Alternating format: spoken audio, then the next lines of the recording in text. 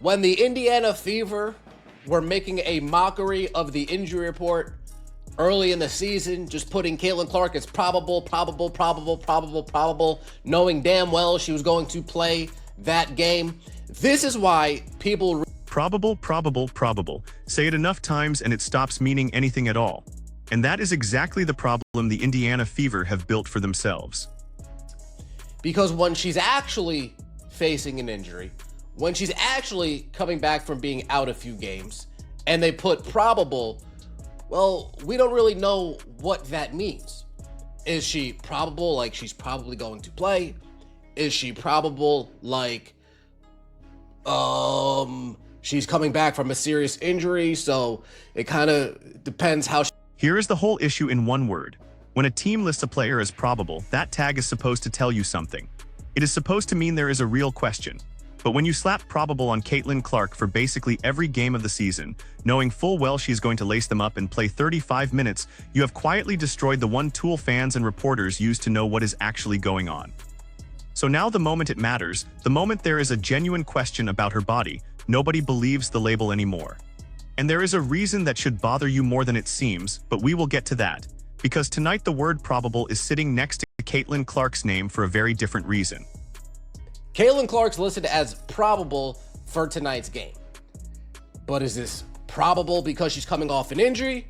Or is this probable like it's been probable the first 20 games of the season? That is the trap. Is she probable because she is genuinely banged up, or is she probable the way she has been probable for the first 20 games, which is to say not really injured at all? You cannot tell. The team cried wolf so many times with that designation that the one night the wolf might actually be at the door, everybody just shrugs. That is not transparency. That is a franchise treating its own injury report like a formality. But not only is Caitlin Clark probable, Aliyah Boston is now listed as questionable. And we have massive fallout from Justine Pissot getting released. The Indiana Fever put up their own. And it is not just Clark. On this same status report, Aliyah Boston shows up as questionable with a right lower leg issue. So now your two franchise cornerstones, your face of the league and your former rookie of the year, are both carrying a tag on the same night. And on top of all of that, the Fever put out a post announcing they released Justine Pissott, and the reaction underneath it is nuclear. Fans are not mildly annoyed, they are furious. Hold that name, Pissott, because where she landed is going to become the real story of this whole thing. Leg. What's going on with this Indiana Fever training staff to why it always seems like somebody is listed on the injury report? Whether it's Sophie Cunningham, Caitlin Clark, Aliyah Boston, Lexi Hull, how come it always seems like somebody is listed on the injury report? This is the question that actually deserves an answer. Why is it always somebody? Go down the list this season. Sophie Cunningham, Caitlin Clark, Aliyah Boston, Lexi Hull. It is a rotating door of names on the injury report week after week after week. One or two nagging injuries across a WNBA season, that is normal, that is basketball. But when it feels like the training room has a revolving turnstile on it, at some point you stop calling it bad luck, and you start asking what the organization is actually doing. What the Vanderbilt player reported seems to be right. Shout out to the Pope for getting the exclusive. Are these practices too hard? I hate to even say that. I feel like a snowflake even saying that. But are these practices too hard? Are they running these players too much into the ground? Are we not really practicing on basketball? Or are we just running, doing cardio and endurance? Now here is where I have to be careful, because this is a theory, not a proven fact. The podcast floats the idea that these Fever practices are too hard, that the staff is running these players into the ground with cardio and conditioning instead of basketball, and that the bodies are breaking down because of it. And they lean on something a former Vanderbilt player reportedly said about the workload as their evidence. I want to be honest with you, that is an allegation, it is not confirmed, and the Fever have not addressed it. Injuries happen on every roster in this league. But when your own draft pick out of Vanderbilt is reportedly describing the grind, and your injury report reads like a hospital chart, you understand why the theory has legs. Whether it is true or not, the fact that fans instantly believe it tells you how little trust this front office has earned. Don't give a you-know-what. This organization is a dumpster fire. Caitlin Clark must demand a trade. Once again, it should say Caitlin Clark is out probably due to back because the Fever organization and Stephanie White don't have her back. Kaylin's back has to be sore, carrying around the entire Indiana Fever. And this is the temperature of the fan base right now. Dumpster fire, demand a trade. Stephanie White does not have her back. Now let me pump the brakes because that is raw emotion talking, and no, Caitlin Clark is not walking into the front office demanding a trade off the back of one injury report.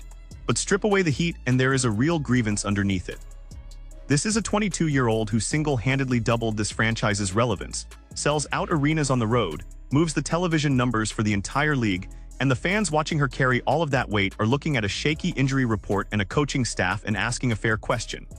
Is this organization actually protecting its most valuable asset, or just leaning on her until something gives? But Stephanie White needs to inflate those Kelsey Mitchell numbers. Stephanie White needs to pump up. You got to pump it up, don't you know? Got to pump up those Kelsey Mitchell numbers. Why doesn't Kelsey Mitchell get rest? Why doesn't Kelsey Mitchell on a minutes restriction? Why isn't she ever on the injury report? And this is the contradiction nobody at the Fever wants to explain. Kelsey Mitchell, she is never on the injury report, she is never on a minutes restriction, she is allowed to run and run and run. And here is the part that should stop you cold. Kelsey Mitchell is the exact player whose body actually broke down in the playoffs last year. Her whole frame seized up when it mattered most. So if you're being smart, if you're managing the season with any foresight at all, she is the one player you would be protecting. Instead, she is the one player getting no protection at all. You cannot preach load management for Clark and Boston, then run your most fragile playoff body into the ground without a peep. Either you believe in managing minutes or you do not. Right now, the Fever seem to believe in it only when it is convenient. Justine Pissott should have gotten a chance over Dantas. When you have Kaylin and Kelsey, who are average defenders at best, you can't play Dantas, who is possibly the worst defender in the league.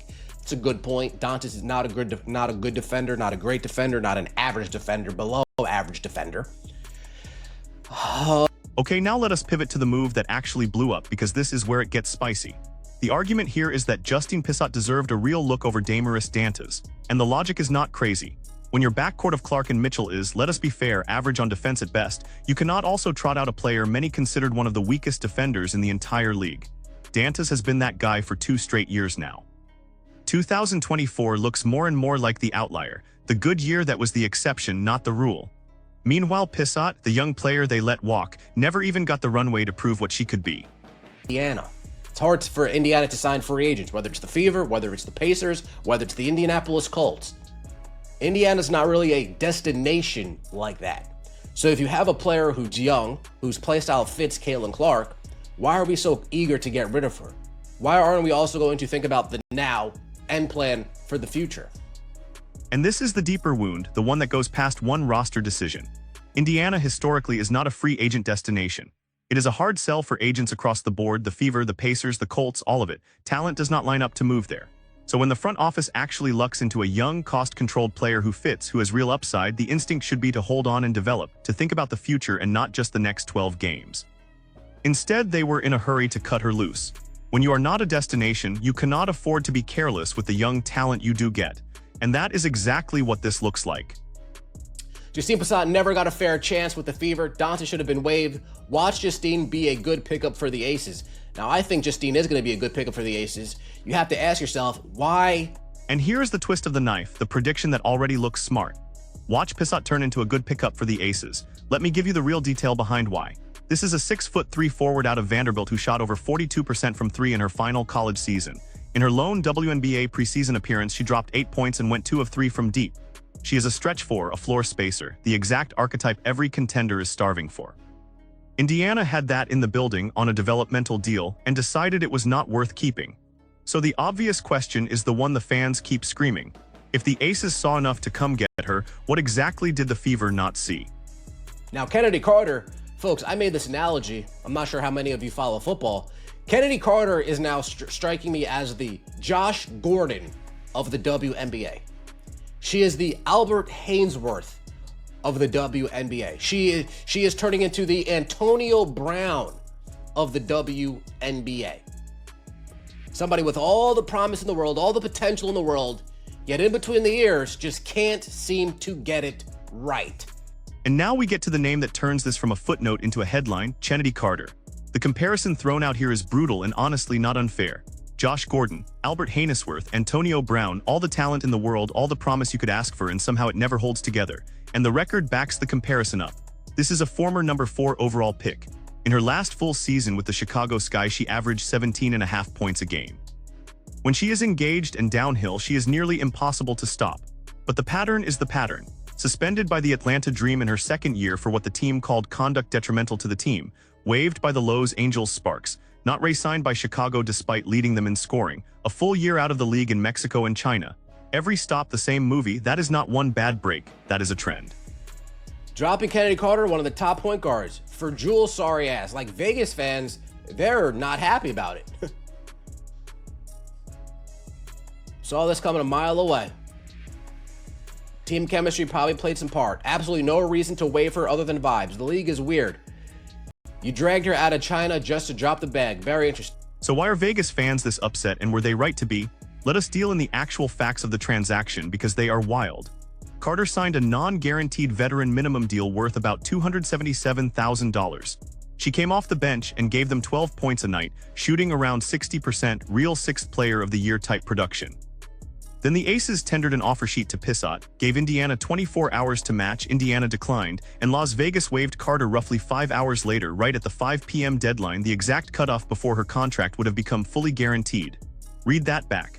They moved on the day before they would have owed her the rest of the money. So no, this was not purely about vibes. The timing tells you money was a factor. But the human read still stings, because on production alone, you do not usually cut a player putting up those numbers. Now, in my opinion, the Las Vegas Aces got much less scary letting Chennedy Carter go. They got much less scary leaving Chennedy Carter go. When you got somebody like Chennedy Carter coming off the bench, someone who could drop 25, 30 off the bench in limited minutes, you get rid of that. You get rid of that type of production. That's one lethal scorer.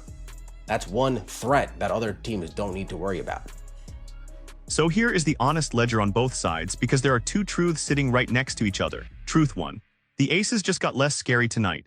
When you can bring a Chennedy Carter off your bench, someone who can go for 25 in limited minutes and swing a game by herself, that is a weapon opponents have to game plan around, and Las Vegas walked away from it. Truth 2. Becky Hammon is not exactly heartbroken, because in Pissott she gets a legitimate floor spacer, a shooter who stretches the defense and pries open the double teams that swarm a Ja Wilson every single night. And do not forget the backdrop of it all.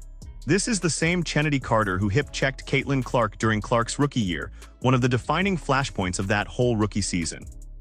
Now she is the one without a roster spot, an unrestricted free agent chasing another fresh start, while the quiet developmental kid Indiana gave up on suddenly plays for the defending champions. Two franchises, two very different bets, and both of them just told on themselves. So you tell me, did Indiana fumble a young player they will regret letting walk, or did the Aces just make the cold, correct business call? Drop your verdict in the comments, hit that like button, and subscribe, because the way this fever season is trending, this will not be the last time we are having this exact conversation.